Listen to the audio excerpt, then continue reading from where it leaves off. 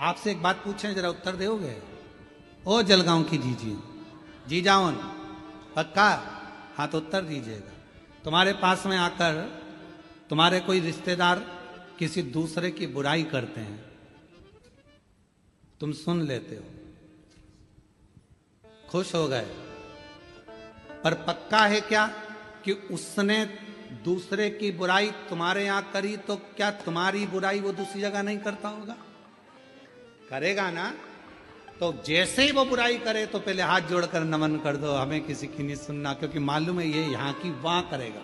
अभी वहां की यहां कर सकता है तो यहां की भी वहां कर सकता है, इसकी आदत है।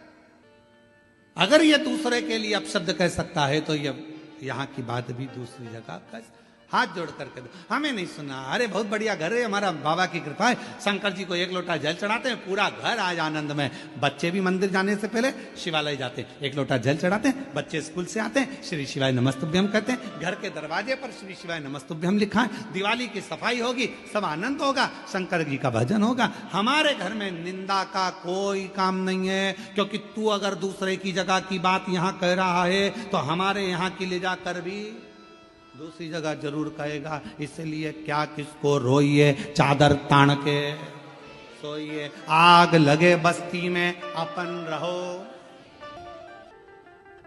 उसने क्या कर दिया? उसने, होता है किसी किसी की आदत रहती है। एक बुढ़िया बैठी थी दरवाजे पर, और बुढ़िया बैठी दरवाजे पर, और दरवाजे पर बैठी बैठी वहीं से कपास की गाड़ी निकली। कपास की गाड़ी निकल कर जा रही थी। बुढ़िया ने विचार करा, कपास इतना इतना महंगा बिकेगा, कितना रेट आ जाएगा। सोचती सोचती बुढ़िया चक्कर खा के नीचे गिर गई।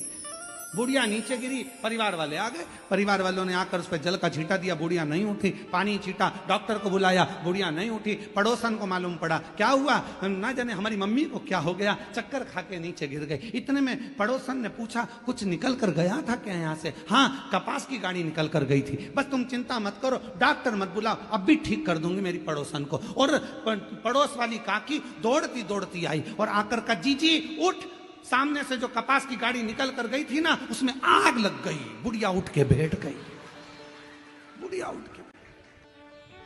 दूसरे का सुख दिखता है तो चक्कर आ जाते हैं। उसका बेटा डॉक्टर बन गया, उसकी बहू भी डॉक्टर मिल गई, लड़का हो गया, बंगला बन गया, चक्कर आ रहे, बीपी शुगर थायराइड सब हो गया। सोच और फिर किसी ने आकर कहा, एक्सीडेंट हो गया बेचारे के, शुगर बीपी थायराइड सब समाप्त। सब क्यों? इसलिए हम दूसरे का क्या सुख सह नहीं पा रहे? हमारी बुद्धि में हमने क्या यही भर कर रखा है कि श्रेष्ठता ना दिखे?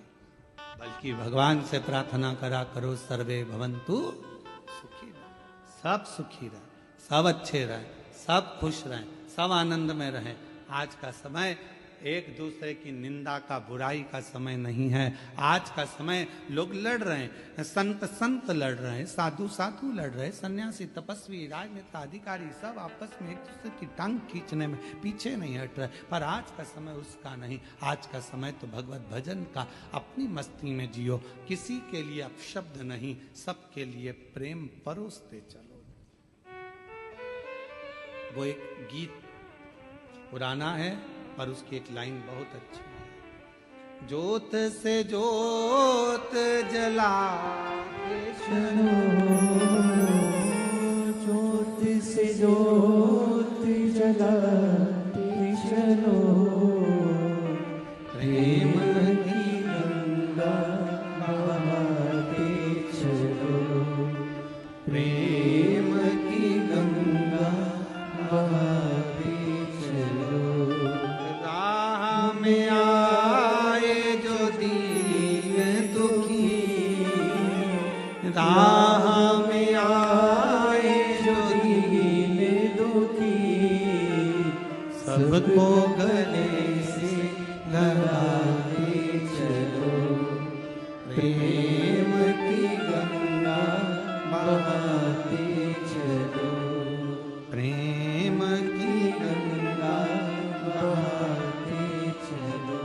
परिश्रम, पारदर्शिता, प्रेम और पवित्रता, ये 4 सूत्र हैं जो मानव के देह को श्रेष्ठ बना सकते हैं, मनुष्य के जीवन को सुखमय बना सकते हैं। महाराज, पवित्रता का ध्यान रखो।